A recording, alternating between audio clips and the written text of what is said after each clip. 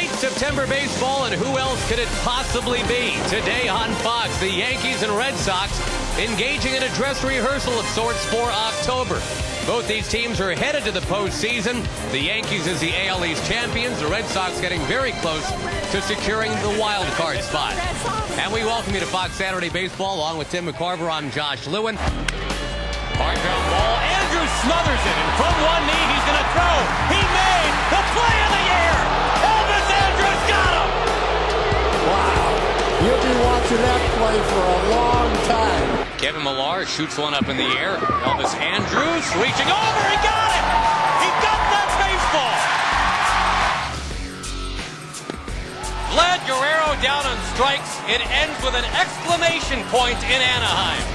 Never better. Derek Holland gives to the right. David Murphy turns around on it and bangs into the wall. David Murphy makes the catch. Wow. Josh Hamilton back, going over into the wall, leaping catch. He is Superman. Davis in the air to center field, to the track, to the wall. Do it again. Walk on. Davis. Ball game. To left field. Base hit. Here comes Kinsler. Ball game. A drive to left. Taking off to the track at the wall. He's the hero. Kinsler wins it. Second home run of the night. Ball game. Rangers take it. 5-3. Ball game. That's as loud as it's been in the stadium all season long. A sweep of the Boston Red Sox.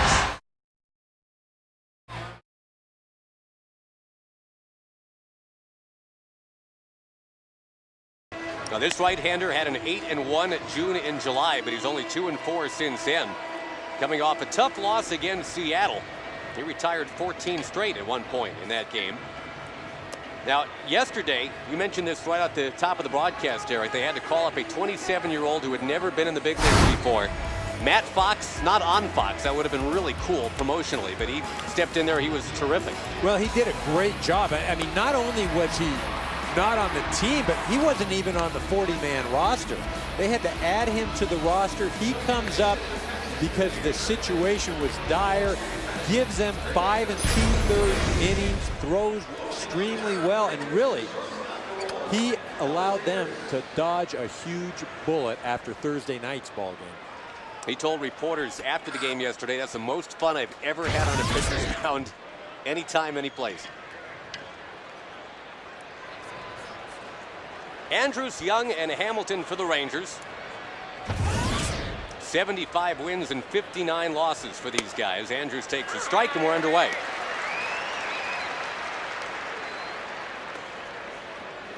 The Rangers' lead in the West has idled between 7 and 10 games now for 6 weeks.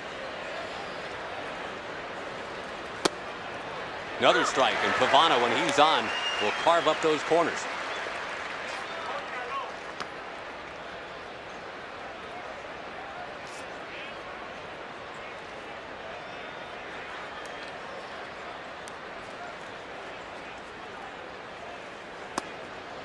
Pavano's third in the American League in innings pitched. And he's tied for 4th in wins. This is probably his best season, EK, since that 18-win season he had for the Marlins 6 years ago. Chopped to third. That's Tolbert over there today. Danny Valencia, the latest injury problem for the Twins. He had been playing a really nice third base, but tweaked a hamstring yesterday, so we'll see Tolbert. Yeah, Tolbert gets the call today. He's only had about 50-some at-bats, and the thing about him, though, he's better defensively than any other alternative that the Twins have. Hopefully, for the Twins' sake, Valencia only out for a few days with that tight injury. Michael Young, a 20 home run season. He's behind 0-1. You mentioned Pavano carving up those corners, throwing strikes, getting ahead of the hitter.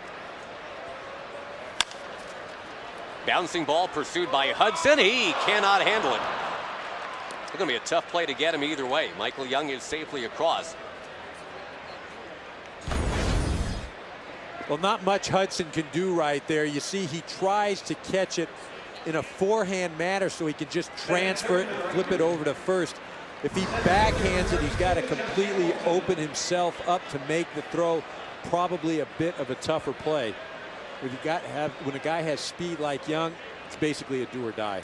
And now Josh Hamilton, who's our sprint player first profile man today, first in the majors in batting average by 26 points. We mentioned he left the game with a back spasm last night. Not a big deal. And the Rangers were very enthused to hear that because he's 22 for his last 49 at bats.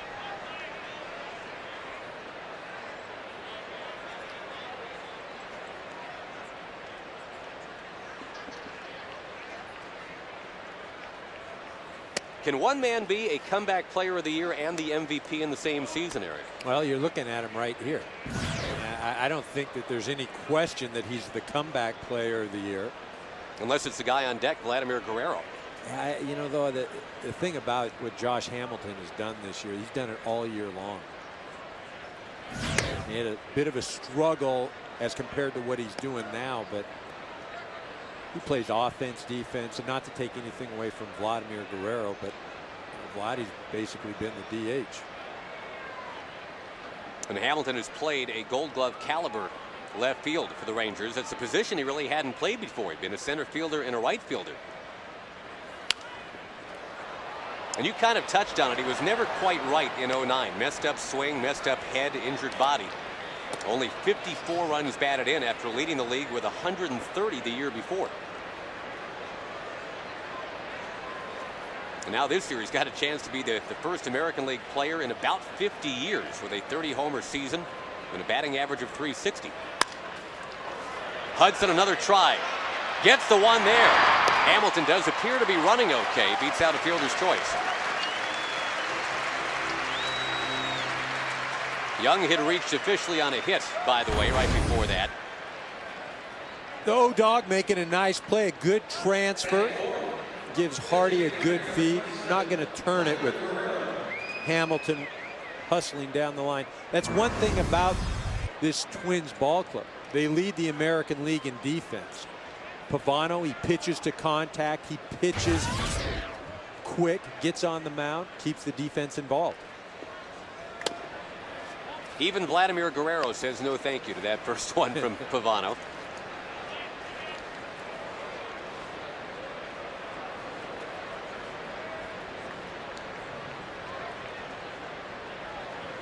.99 runs batted in for Guerrero. Popped in a right, and that total stays at 99. The Rangers turned away. Colby Lewis on the mound. When we come back, there is no score. Ron Gardenhire's Twins are 32-14 since just after the All-Star break. Tough to shake those Chicago White Sox, though. They've already won once today. They'll play again tonight in Boston. The starting lineups for the Twins brought to you by Taco Bell. Think outside the bun. Denard Span, couple of hits yesterday, and some fine defense, too. Hudson and Kadire, Tomey and Young. You're probably saying, where the heck is Joe Mauer? Well, he's available off the bench today. Day off from Ron Gardenhire today. Drew Butera will be the catcher instead, batting ninth. And Colby Lewis trying for a ninth time, Eric Karros, to roll that odometer from 9 wins to 10. Doesn't help that 7 of his last 8 games now have been against pitchers among the top 20 in the league in ERA. Well, you know, he's happy that August is over. You just mentioned he went 0-4. Hitters hit .278 against him. But it wasn't so much his pitching as his offense didn't help him. In his last 8 starts when he was out there, the Rangers have only supplied him with 8 runs of support. Span will take a strike. And yeah, when you're facing Trevor Cahill twice and a bunch of other guys that are top 10 or top 20 in the league in ERA, your offense is going to be tamped down a little bit, and that's what's happened. And let's face it, these Rangers, who might face the Twins in the postseason at some point, well, they've played them a total now of 8 times this year, Eric. They have not scored more than 4 runs in any of those games. Very consistently 3 or 4. Their last 7 games, they've hit one of those 2 numbers, but they just haven't been able to break through. Well, I think it's really indicative of what's gone on from an injury standpoint as far as the Rangers are concerned offensively. Kinsler has been on the DL 2 separate stints. Cruz has been on there a couple times. Hamilton's, had some struggles to deal with his health. He's out here and there. And that's what Ron Washington just hopes that this last month he can get his team at full strength as he takes them into October. Span is on to start things for Minnesota.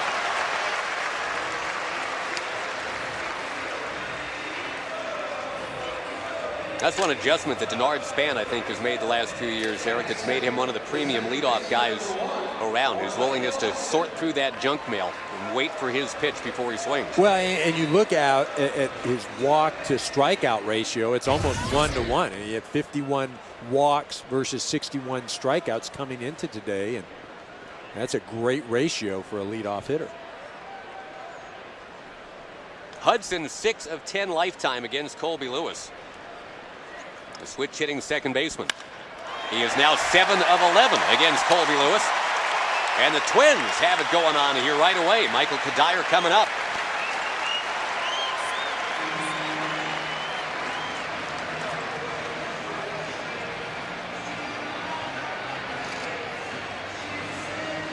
Our sprint player first for the Minnesota Twins, Kadire, has had to play not just the customary outfield spot that he's accustomed to, but he's had to move in to play first base with Justin Morneau on the 60-day DL now. Well, similar to what he did last year. Had to answer Morneau in September when Morneau struggled with some back ailments. Twins went on to finish 17-4 and win that Central Division. Force a one-game playoff.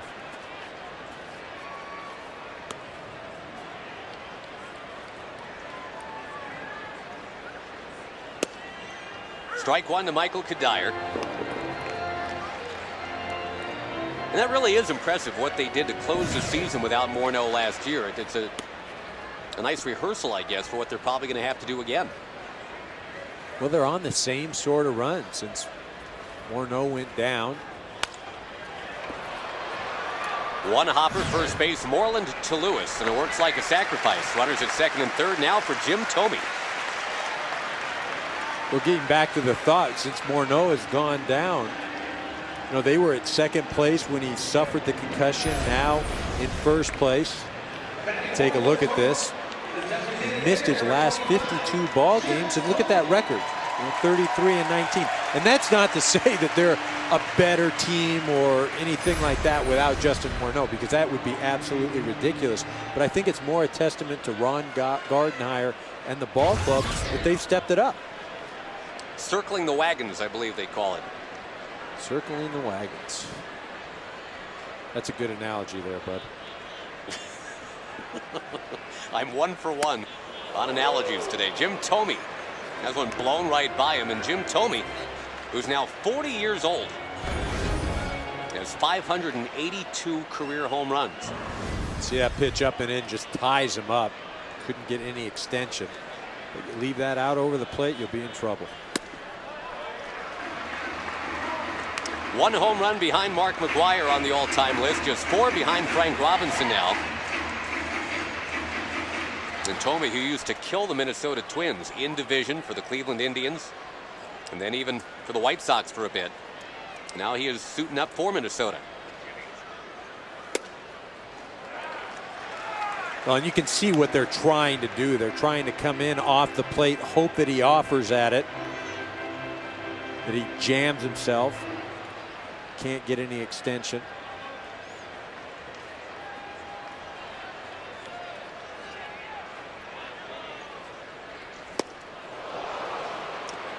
Took something off, and now 2 balls, 2 strikes.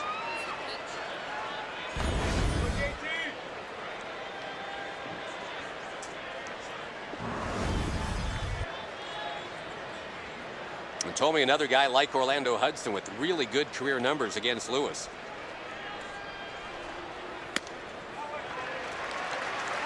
Lewis almost was a Minnesota Twin, Eric. The Twins had some interest in signing him coming back from Japan. There was a bidding war of all things that developed between the Rangers, the Twins, and the A's for the services of a guy who, well, last time he pitched in the United States, his ERA was 7. Very unlikely bidding war. Gonna walk Jim Thome. Bases loaded. Delman Young coming up.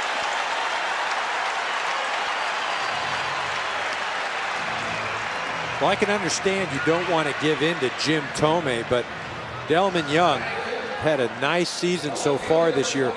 Almost a 370 clip with runners in scoring position. Been a lot more patient this year. He's been willing to go the other way, not try and jerk everything, not try to hit home runs. It's translated into a very nice season.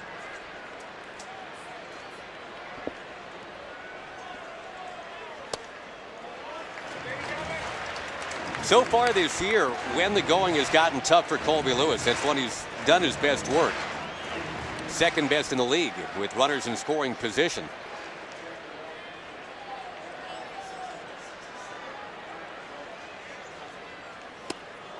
And again, going to the off-speed stuff. We're going to the off-speed, staying away. A gutsy pitch to throw 1-0 right there. The hitter usually doesn't have to offer. The hitter's in the power position there. Young offers at it, though. Offers at this one, and he flares it into shallow right center field. Kinsler is back, making an over-the-shoulder catch. 2 down, and J.J. Hardy coming up. And again, Lewis has just had that knack this year for making big pitches when he's had to. Tying up a good hitter right there. Well, he went away on all 3 pitches, and really I think he used Delman Young's aggressiveness against him. None of those pitches really anything to go up and drive. Take a look at what we saw here. Starts out away off the plate and then goes right back out there. Delman Young offers at it, and then he goes again. You know, none of those pitches, you know, are pitches that you really want to offer at when you're in the power position. You know, the pitcher's in trouble. Don't get him out of it by offering pitches that really aren't good ones to drive. J.J. Hardy takes a strike.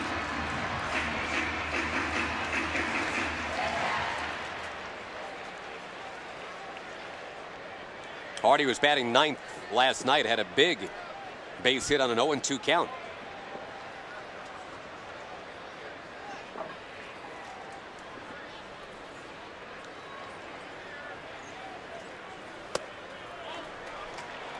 It was a back and forth ball game yesterday. The Twins ended up rallying to win it 4-3. Leaving the all-time series between these franchises at Rangers 242, Twins 241.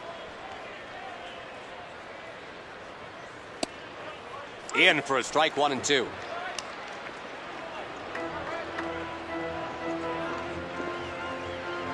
Well, Lewis has done a nice job so far in staying off the middle of the plate.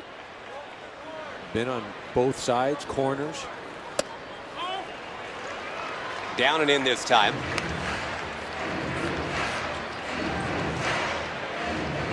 And again, situationally, when that noose gets tighter around the neck, Colby somehow breathes a little bit better.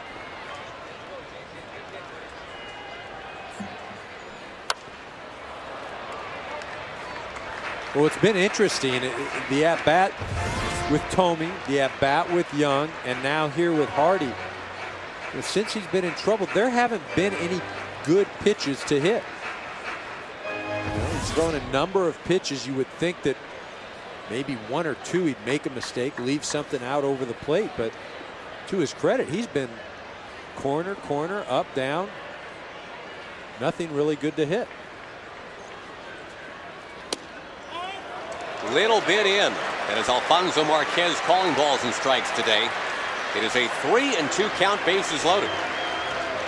It looks like a tight zone today, a little different than what we saw last night. Bob Davidson behind the plate, definitely a pitcher's zone, but here it looks like you got to get it over the plate today if you want to strike. All 3 runners will be in motion with a payoff pitch coming. We'll do it again.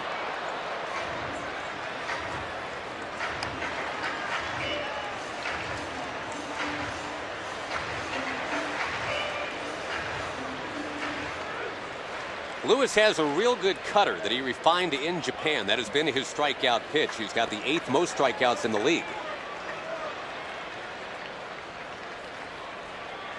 We'll see an 8th pitch of this at bat with J.J. Hardy. Slammed into left center. Headed for the gap. J.J. Hardy delivers, and it bounces out. It's a double to chase in 2. All 3 would have scored had the ball stayed in play, but it hit that rubberized warning track, bounced out. 2-0 instead of 3-0 here in the first inning. No, you're exactly right there. With 3 runs would have scored. There it is. That's the first ball that was left over the heart of the plate. As I mentioned, Lewis had been corner to corner, but this, see, Molina has to go back over the middle of the plate. Hardy stays back and just drives it. Doesn't try to do too much with it. Doesn't try to be the hero. Just hits it hard. Gets great results. Young, the third baseman, in a bit for Jason Repko. Second and third, 2 out.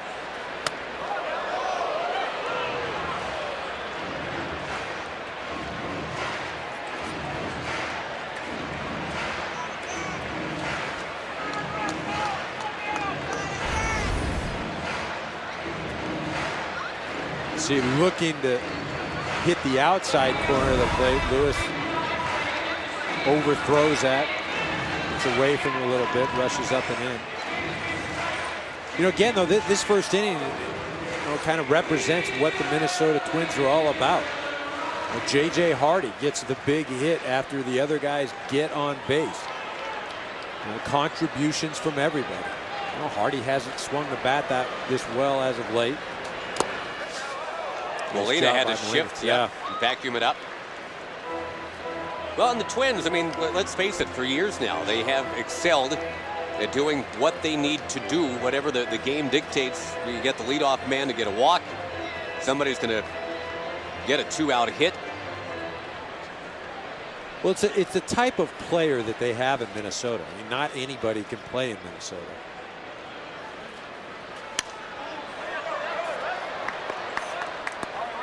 Our forward keys to the game. We'll get back to your point about the Minnesotan type in just a moment.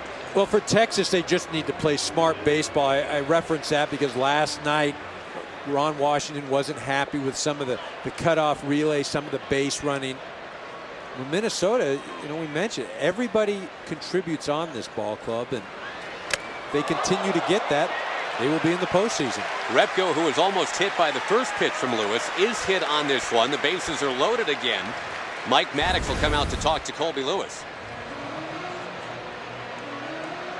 Well, if you're going to get hit, that's the way you want to go as a hitter. Get a little graze of the shirt. And EK, just back to your point about the Twins, obviously, for years, we talk about them as a small market team. They're now in a big market kind of a ballpark. They're going to get some revenue streams flowing now, but they've had to be fundamentally sound for years. They seldom make mistakes, and it's been that way since Tom Kelly was managing. You've got a TK disciple. Ron Gardenhire has kept that precision and attention to detail very much alive.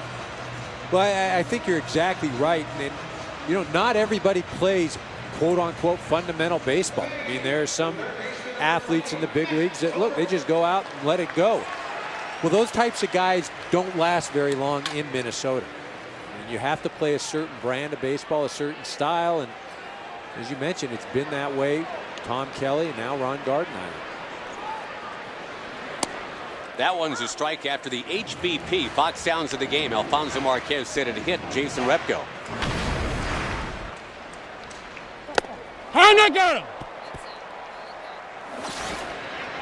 What was that? It got him? Go. I'm going to go with it got him. Yeah. Oh, is that it? That's umpire for take first base. Is that the closed caption? I would love to see that one in closed caption. I think Lewis probably a bit frustrated. He had some real close pitches, that weren't called strike. To Tomei and even to Hardy, the pitch before he drove out to left center. 32nd pitch of the inning is outside, and when Colby Lewis is on, he kind of touched on this. He's just kind of like Pavano, hitting those corners, working quickly. 14 pitch innings, not 32.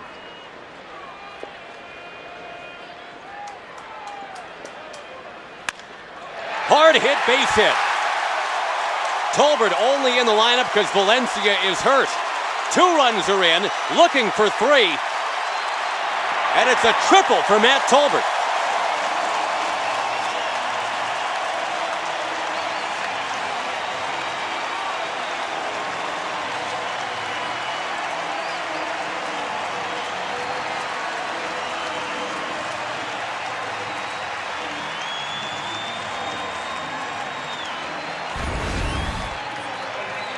Well, unlikely contributions from unlikely players, and that's what the Twins have received all year long. He's got triple on his mind from the get-go. Easy for him because he has the play in front of him. Doesn't have to rely on his base coach. He can make the decision himself. Hustles all the way around to third. Well, with no Morneau and today with no Mauer. Against a guy with an ERA that's one of the top 12 in the league. They got a 5-0 lead in the first as Drew Butera takes a look, and it's 1-1 to him.